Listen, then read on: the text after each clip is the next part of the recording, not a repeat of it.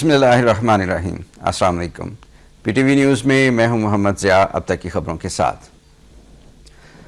صدر پرویز مشرف کے مواخذے کے لیے قرارداد پیش کرنے کے لیے تیاریاں مکمل کر لی گئی ہیں۔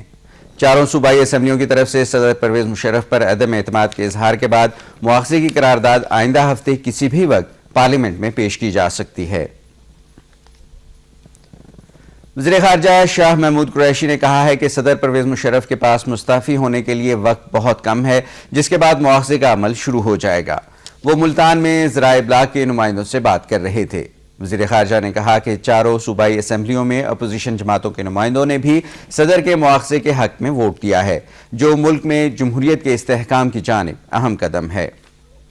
اطلاعات و نشریات کی وفاقی وزیر شہری رحمان نے کہا ہے کہ صدر کا مواخذہ پارلیمانی قواعد و ضوابط کے مطابق ہوگا۔ پارلیمنٹ ہاؤس اسلام آباد میں صحافیوں سے گفتگو کرتے ہوئے شہری رحمان نے کہا کہ مواخذے کا عمل آئینی، قانونی اور جمہوری طریقے سے مکمل کر لیا جائے گا۔ وزیر اعظم سید یوسف رضا گیلانی نے باجوڑ میں آپریشن کی وجہ سے بے گھر ہونے والے افراد کی بحالی کے لیے جامع منصوبے کی تیاری کا حکم دیا ہے۔ انہوں نے کہا کہ ہماری جنگ شرپسند عناصر کے خلاف جاری رہے گی اور ایسے عناصر کو حکومت کی عملداری چیلنج کرنے کی اجازت نہیں دی جائے گی۔ باجوڑ ایجنسی کے ہیڈ کوارٹرز خار میں حکومت کی عملداری قائم کر دی گئی ہے اور لوگ وہاں واپس آنا شروع ہو گئے ہیں۔ اے پی پی کے مطابق رات سیکیورٹی فورسز نے مختلف علاقوں میں کارروائیوں کے دوران 5 عسکریت پسندوں کو ہلاک کر دیا۔ کرم ایجنسی کے مختلف علاقوں میں متحارب قبائل کے درمیان تازہ جھڑپوں میں مزید 15 افراد جاں بحق اور 15 زخمی ہو گئے۔ کڑما کے علاقے میں 3 دیہات کو نذر آتش کر دیا گیا ہے۔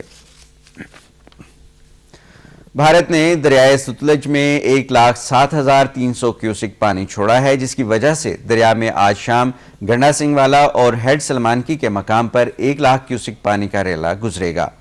اوکاڑا کی انتظامیہ نے دریائے ستلج کے کنارے 40 دیہات کی آبادی کو محفوظ مقام پر منتقل ہونے کی ہدایت کی ہے۔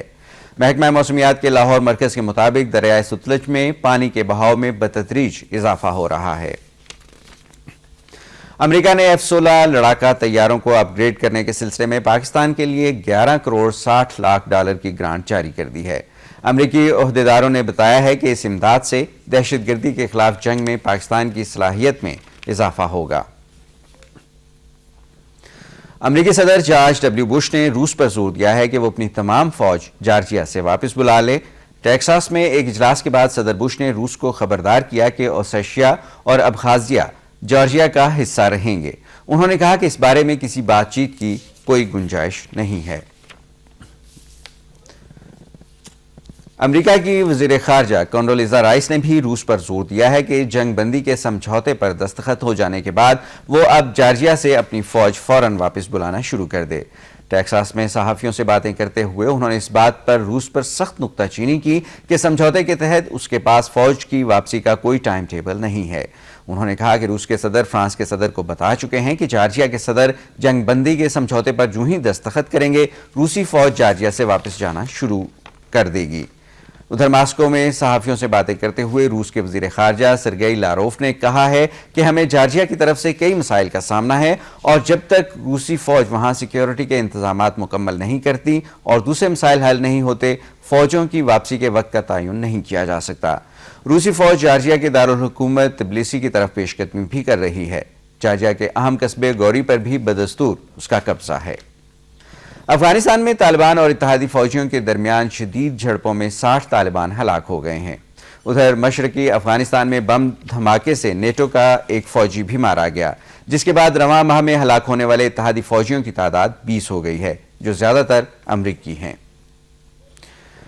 جمیکا کے یوزین بولٹ نے بیجنگ اولمپکس میں 100 میٹر دوڑ میں نیا عالمی ریکارڈ قائم کر کے سونے کا تمغہ جیت لیا۔